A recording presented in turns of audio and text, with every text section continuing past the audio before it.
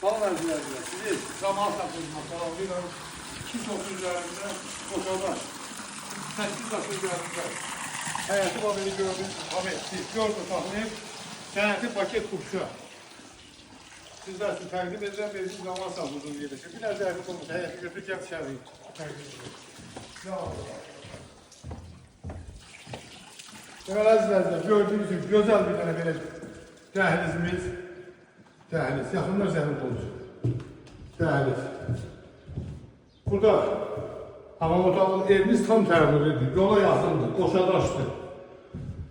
Burada bir yataq otağı, ikinci yataq otağı, iki yataq otağı. Burada bizdə əzizlərdə üçüncü yataq otağımız.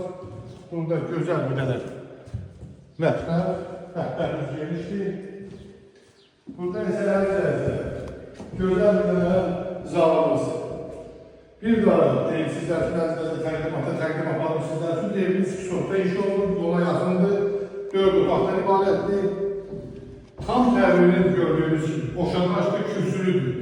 Sənəti paket qursadır. Qiymət 70.000 manatdır. Real alıcıya Allah qoysun, ev sənətindən eldən olsun. Bir daha xeyirli olsun, Allah sizlerden de razı olsun. Hər birinizə təşəkkür edirəm, minnətdarım. Sağ olun.